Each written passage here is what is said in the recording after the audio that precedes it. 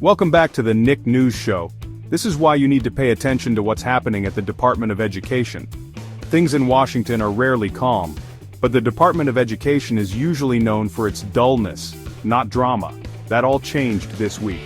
A group of Democratic lawmakers found themselves quite literally locked out of the Department of Education headquarters.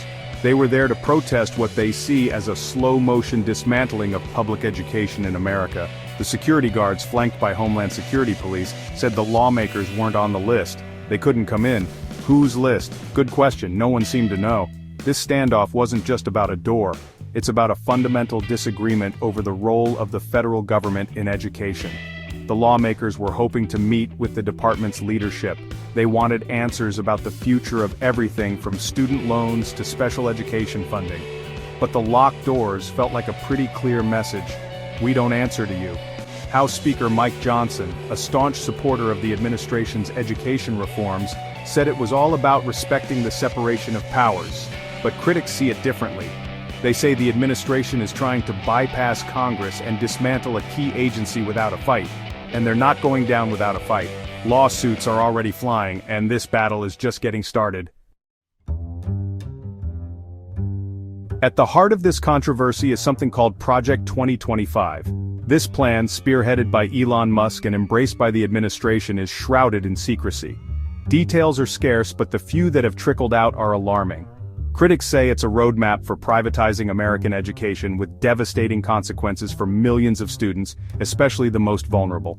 Project 2025 calls for a radical overhaul of the education system, shifting power away from the federal government and towards states and private companies. The plan champions school choice and charter schools, with a heavy emphasis on technology and online learning. Supporters say it will usher in a new era of innovation and customized learning.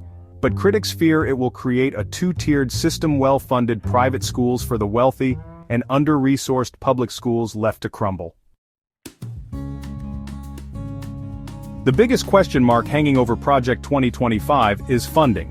The plan relies heavily on a voucher system, giving parents public funds to send their children to private schools. But critics argue there isn't enough money to go around and the vouchers won't cover the full cost of tuition at many private schools. This means only wealthy families will truly benefit, while low-income students are left behind in struggling public schools. And it's not just about money for buildings and books.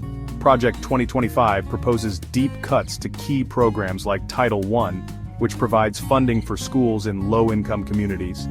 Special education is another area of concern, with advocates fearing that students with disabilities will lose crucial support services.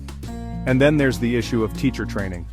With less funding for public schools, attracting and retaining qualified teachers will become even more challenging, further exacerbating inequality in the classroom.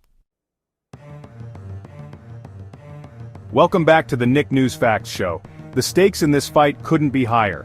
Education is the foundation of a strong society, and the decisions being made today will have ripple effects for generations to come. If Project 2025 is fully implemented, it will fundamentally reshape the educational landscape in America. Will it lead to greater innovation and opportunity for all students, as supporters claim?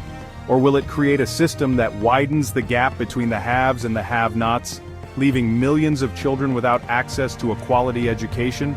The answers to these questions remain to be seen. But one thing is certain: the fight for the future of American education is just beginning. Please like and subscribe to our channel. Thank you for watching.